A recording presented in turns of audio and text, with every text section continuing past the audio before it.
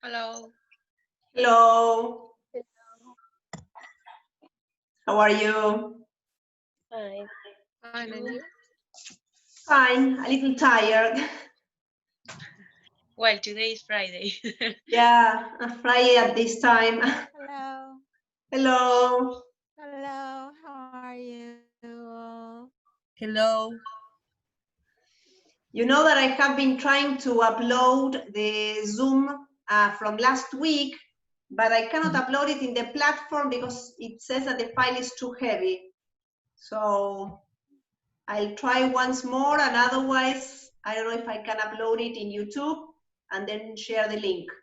Yeah, I will try something like that.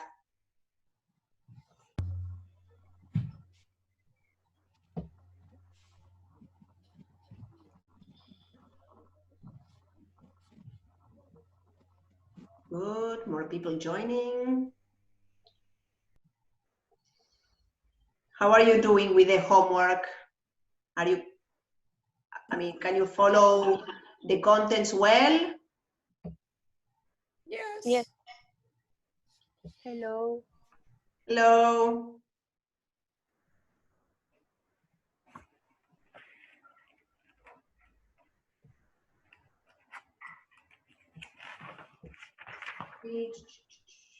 Okay. Hello. Hello. Well, some more people will be joining us, but I think that we can start. Today I want to explain to you the material that you had to read about syntactic analysis, about the most common patterns that you're going to find in sentences. Yes. I want to explain a couple of things, highlight some important issues. Then I'm going to remind you of a few things about punctuation because in today's class I posted another writing assignment. So remember that 3 classes ago we mentioned some things about punctuation, but well, now that you have to write again, now it's the moment to put that into practice. Okay, so let's get started, yes? Every time I say that, more people appear here in the join department. So let's start with the basics as regards syntactic analysis. And remember that, I mean, one says, it's like on the one hand, it seems as if we are just beginning the year, and on the other hand, we have only 2 months left, right? What I'm going to explain now is the most important as regards syntactic analysis, and this is what we are going to continue practicing during these 2 months. And in these explanations, I'm going to highlight some things because there are some types of verbs that you have to be able to identify very well, and there are other verbs or there are other structures that are a little more complex, and that if you have difficulties and it takes you first and second year to understand them well, it's okay, yes? So first I'm going to explain all of them. I'm going to mention some examples different from the ones that you have in the notes. I know that you want me to share the screen so that you can have some visual aids, yes? A classmate of yours let me know that you were feeling that way, and I perfectly understand because I am also a visual learner, but I haven't had time to prepare that material because, I mean, if I write, for example, in Word or I write in Paint while I'm explaining, I will make a mess. I prefer to focus on one thing at a time. So for next class, I'm going to have the material, the written material ready to share with you. So I just point at you while I explain, okay? So if there are things that today are not so clear and you want to see them, well, next class you will be able to see them, right? So we're going to start by saying that a simple sentence, yes, in English, contains a subject and a predicate. Yes, this is what we call a simple sentence. Then we are going to see that there are compound sentences where you have more, yes, than one subject, more than one predicate. In fact, in the homework that you have for next class, that you have only 4 sentences to analyze, one of them is a complex or compound sentence. You just have to be able to identify it. Yes, if you don't remember the name because it's not in the written material yet, no problem, but you will be able to identify it. Yes? So, the first thing that you have to do when you have to analyze a sentence, what is the first thing that you have to identify in order for you to analyze it? What do you think is the first thing that you have to identify? The verb. The verb. The verb, exactly, exactly. Our analysis will begin from the verb. We identify the main verb. We have to be careful because there may be more than one verb, but we have to identify the main verb. And then we can say, okay, so this is the subject of this verb, and the rest of the sentence is the predicate. In the subject, as most of you probably know, is the person or the thing or the topic that we are discussing in the sentence. Okay? The predicate, sorry, we don't say that, for example, in the past, an old definition was that the subject was the doer of the action. But that is not correct. First of all, because sometimes there are no actions, yeah? And also because in passive voice, for example, the subject is not the doer of the action, it's the receiver. So the subject is the person, thing, or topic that we are discussing, that we are talking about. The predicate is what we say about the subject. And you have to bear in mind, this is very, very important because this is something that you can use to check your own writing. In every predicate, we must have at least one finite verb.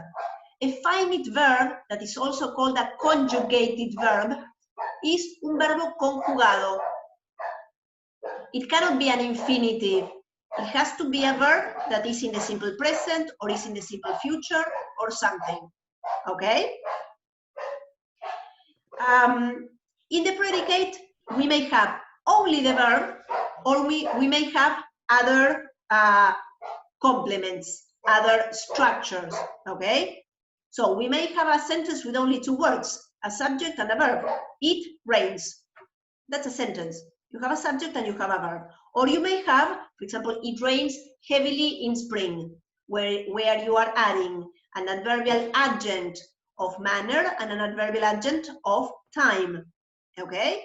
But those are not essential elements. If I say it rains, the sentence is complete. And to continue with the analysis and the basic patterns, we have to be able to recognize the type of verb. This is what we were discussing last class, okay? So the first pattern that is presented to you in the material is when you have a subject and a verb, and that verb is an intransitive verb of complete predication. Remember, an intransitive verb of complete predication, it is intransitive, it means that it does not take an object, and complete predication, it means that it is complete as it is. You don't need anything else to complete it. For example, rain, okay, it rains. Or if I say the baby sleeps well, I can also say the baby sleeps. Well is an adverbial adjunct of manner, okay? So if I say the baby sleeps, the sentence is complete, okay? So I have the subject, in this case, the subject has 2 words, the baby, and then the verb, okay? Another example would be they laughed for hours. They laughed for hours, okay? The verb laugh is also an intransitive verb of complete predication, right? The second pattern is that one in which you have a subject, you have an intransitive verb of complete predication, but you must have an adverbial complement. I know that this can be one of the confusing parts because you could confuse this with an intransitive verb of incomplete predication because you say, well, but I need something to complete the meaning of the sentence. The difference is that when you have an intransitive verb of incomplete predication, for example, the verb to be, the verbs of the senses, or the verb seem, become, those verbs are almost empty verbs as regards the meaning. They are like connecting the subject and the verb, but they do not contribute a lot of meaning. So in those cases, we need a subject complement. We need something that completes the meaning of the subject. Now in this pattern, in the second pattern, where you have an intransitive verb of complete predication, but you need an adverbial complement, this adverbial complement is required to complete the meaning of the verb. But the verb has meaning, it's not empty. For example, when you say she goes to the cinema, you cannot say she goes, okay? But to the cinema is not completing information about she, it's completing the meaning about the verb, about goes, okay? So this sentence, she goes to the cinema, has a subject, she, it has a verb, goes, that is an intransitive verb of complete predication, and it has an adverbial complement of place. We say where she goes, okay? Between parentheses, let me say, if you confuse this for an intransitive verb of incomplete predication, now that you are in first year and that you are just beginning, this would not be a serious mistake, because these types of verbs can be confused, okay? You can say, oh, but to the cinema, am I completing the subject or am I completing the verb, okay? So confusing that at this point, then in second and third year, you're going to continue working on syntactic analysis and you have to be able to recognize this well. But at this point, this would be a reasonable mistake because these verbs are not so different from each other, okay? I'm saying this so that when you're analyzing sentences, for next class, you have 4 sentences. The idea is that while you're analyzing them, you write down the questions that come to your mind, like, this can be this or that. And this process of thinking, what crosses your mind while you're solving the activity, is something that you should write down so that then in the class you can ask. And I can help you complete that process of thinking so that you decide which type of verb it is, okay? Because otherwise then maybe it happens next class when we are correcting that you only have the page with your answers and you don't remember what you were thinking when you were doing the activity.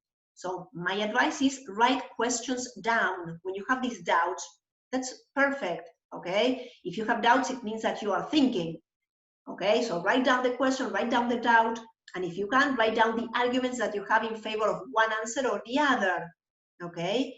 In syntactic analysis, sometimes it happens that there are controversial sentences.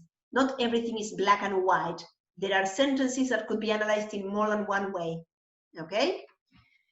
So, typical verbs that are intransitive verbs of complete predication and that would take an adverbial complement would be, for example, go, come, arrive, live, reach, get, leave, cost, weigh, okay?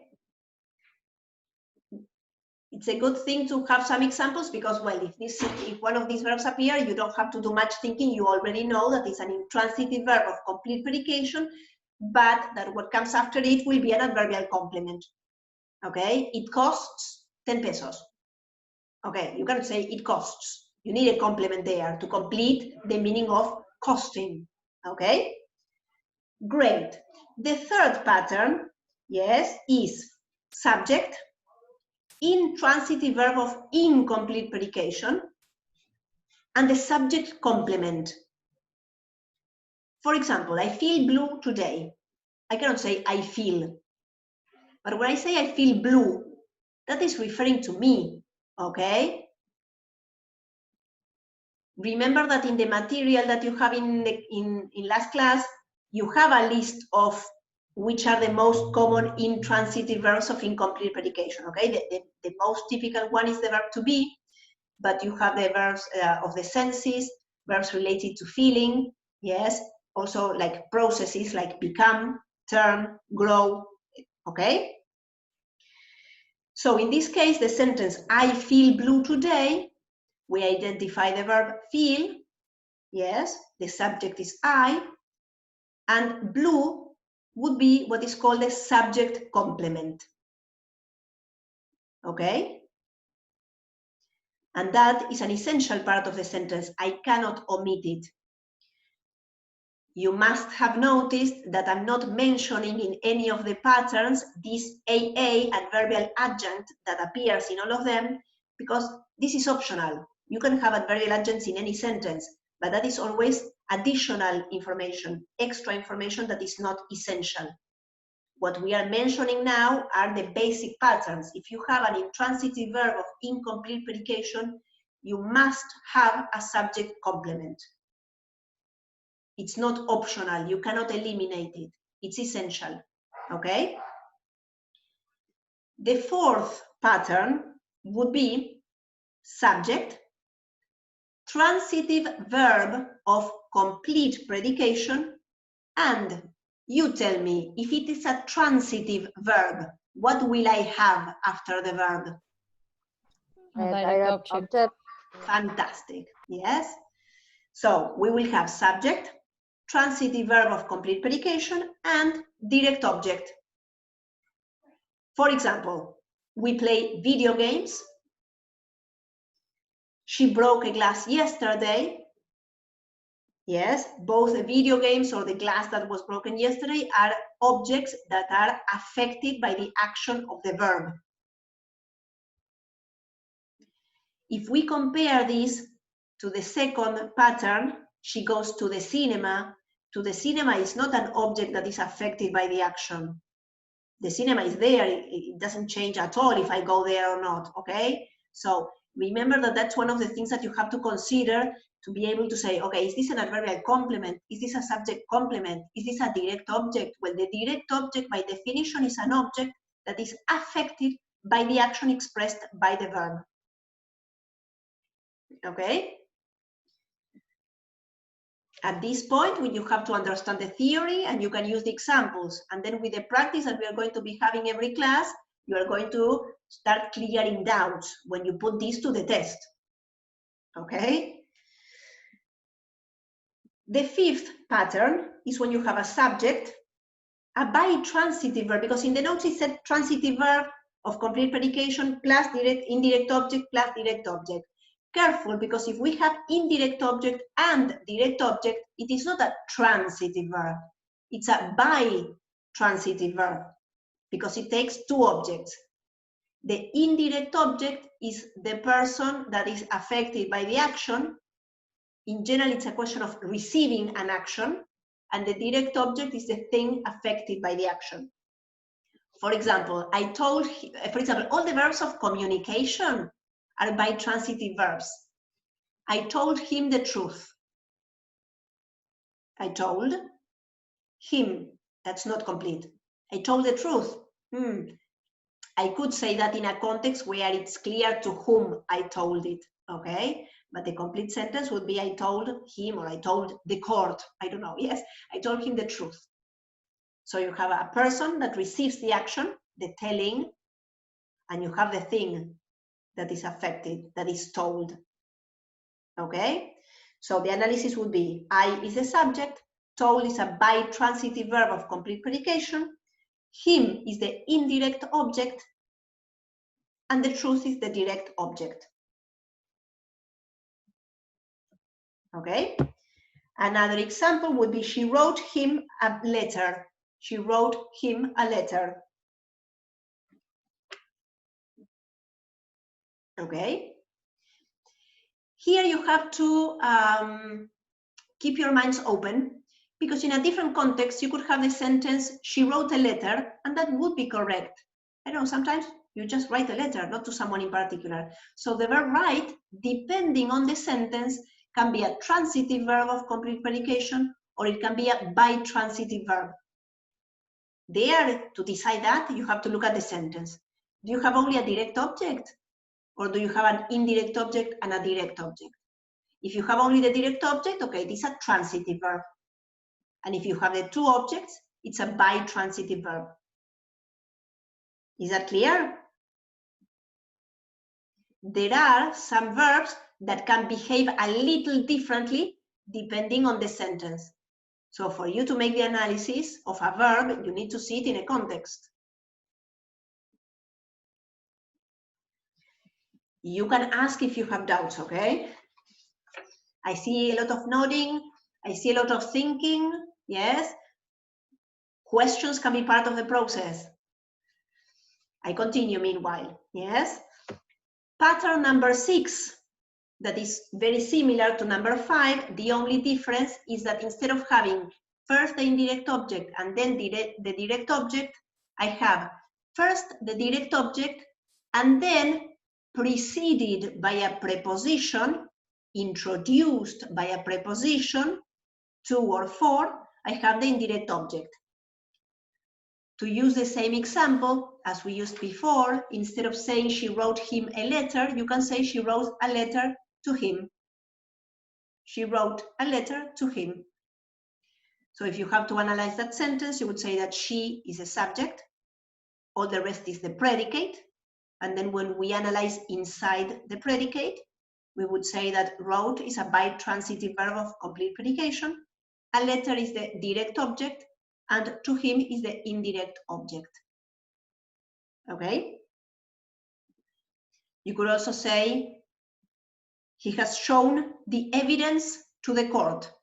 He has shown the evidence to the court. Okay? If you analyze that sentence, he is the subject and the rest is the predicate. Has shown is a verb phrase. It's not just a verb because we have 2 words. Okay? As we have 2 words, we say that it is a verb phrase. That has is an auxiliary verb. That shown is the main verb. And that it is a bitransitive verb of complete predication. All these things that I'm saying, I'm going to show you next class, don't worry, so that you can see them and that you can see what the syntactic analysis looks like, okay? Then we have a 7th pattern that is subject plus transitive verb of incomplete predication. Then we have a direct object, and then that direct object needs a complement, an object complement. Let me give you an example. Because I could say I found the box. I found the box. That sentence is complete. And in that case, found is a transitive verb of complete predication. I found the box, right? Now, if I say I found the box empty, I'm saying something completely different. You see the meaning of the sentences. I found the box means there was a box, I didn't know where it was, and suddenly, oh, I found it. Now, I found the box empty. The most important thing is that it was empty. Okay, I'm saying something completely different. And this empty is not extra information. It's part of the basic information of the sentence. And it's giving me information about what? About finding or about the box? About the box. About the box.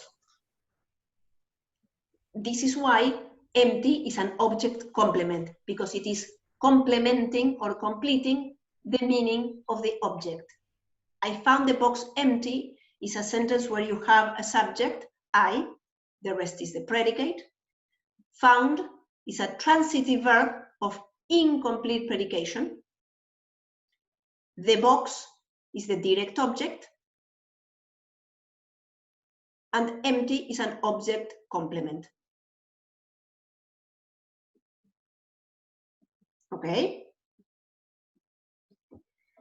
The last pattern, yes, and here, I mean, here patterns 7 and 8 can be easily confused.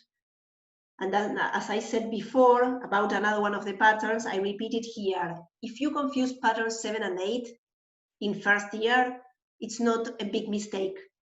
Because, in fact, different grammarians differ on how to analyze some of these sentences, okay? The one about transitive verbs of incomplete predication with an object complement, if you have doubts, choose pattern 7. Sometimes you can be able to identify pattern 8 that includes a subject, a transitive verb, but this time the transitive verb of complete predication, a direct object, and an adverbial complement. Careful with this, because there is an adverbial adjunct. Adverbial adjuncts are extra information that we can add or not, that give us information about manner, time, place, etc. But when we use the word complement, we are talking of something that has to be there, that is essential to the sentence. So for example, if I say the sentence that you have in the notes, the headmaster put Peter into the second class, okay? Where you would say that the headmaster is the subject, put is the verb, Peter is the direct object. Up to there's no controversy. And then some people would say that into the second class is, some people would say that it's an object complement. But in fact, into the second class is not defining Peter. It's giving me more information about what?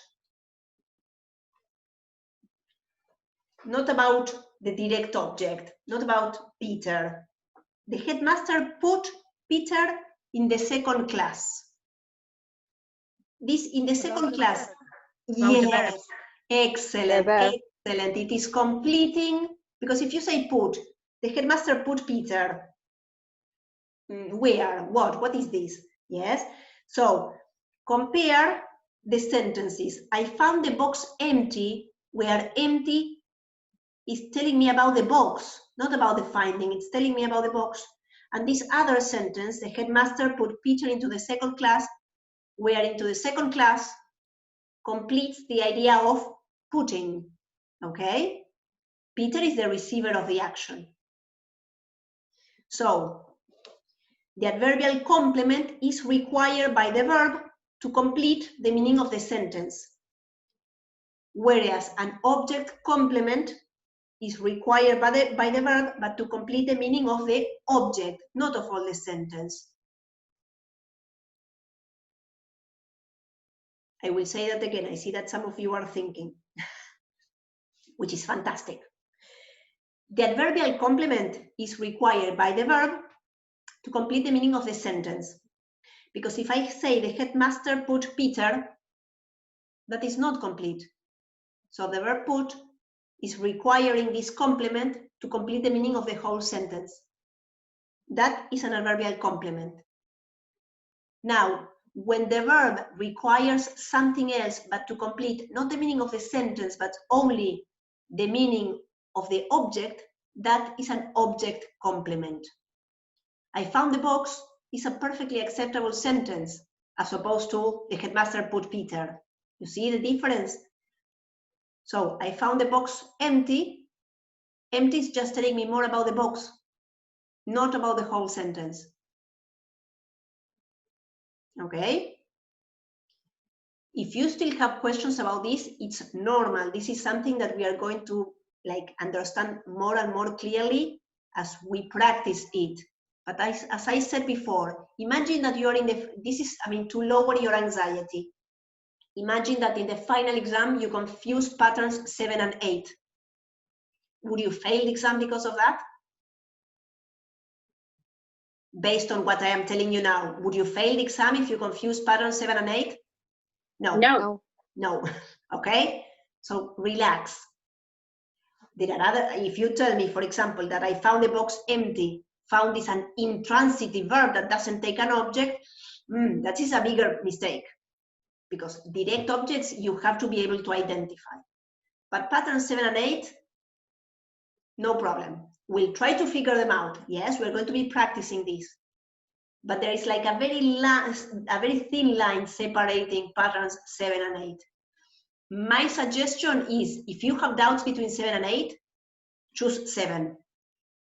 Because 7 is more commonly accepted by grammarians.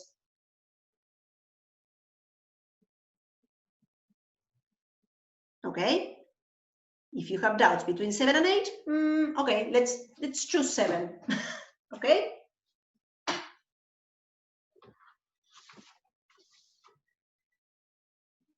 So remember we said that the first step is finding and analyzing the verb, okay? In order to identify all the other elements of the sentence, I have to identify the verb and see how it behaves in the sentence. So I will tell you a sentence, you will tell me what the verb is, and you will tell me what type of verb you think it is. okay? We are going to start with simple sentences, okay? For like a month, more or less, during October, we are going to practice simple sentences. Maybe if we are all doing fantastically well, in November, we do something a little more complex. But this is something that I have already discussed with the teacher of written 2, yes? That whatever we don't cover from the syllabus this year, you're going to do next year. It's better for you to see fewer contents, but to have them really well, like a very strong foundation, than to do everything quickly and have a lot of doubts, etc. Okay? What I do ask you is for you to do the homework, okay? The syntactic analysis in particular, because this is the only way in which you can be sure that you understand is by doing it. Because maybe you don't do it, you listen to my explanations and you say, yes, it makes sense, it's logical, but then when you have to do it, you don't know how to do it, okay? The only way to be sure that you understand is by doing it. So if I tell you, I painted the room purple. I painted the room purple. It's a transitive verb. It is a Yes, transitive verb, very good. And is it a transitive verb of Painted complete is the verb. or incomplete predication? I painted the room purple. Complete. Complete. Complete. So is it the same to say I painted the room or I painted the room purple? No, No, it's incomplete. it's incomplete. Very good, very good. These questions that I'm asking you are the questions that you have to ask yourselves when you have doubts. Okay, definitely transitive because the room is affected by the action of painting. Okay, no doubt, it's transitive. Now, purple.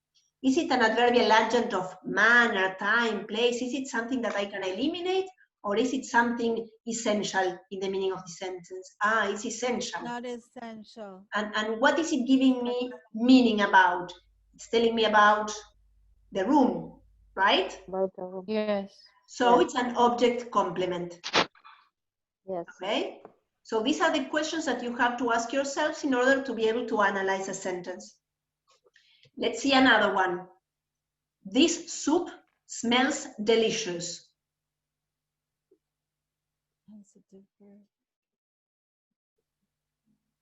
This soup smells delicious.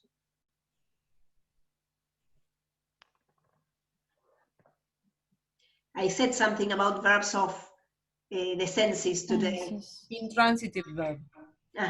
Yes, an intransitive verb, very good. What else? Of Incomplete predication. Excellent, excellent, very good. I cannot just say the soup smells. The soup smells, no. I need to complete that idea. This soup smells delicious. So the verbs of the senses, for example, smells, yes, are intransitive verbs of incomplete predication. They do not take an object, but they need a complement, right? One more. The baby cried loudly for hours. The baby cried loudly for hours.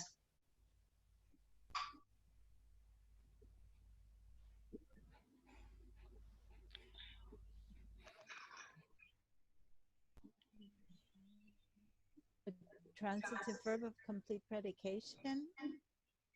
Transitive. Is there an object affected by the action?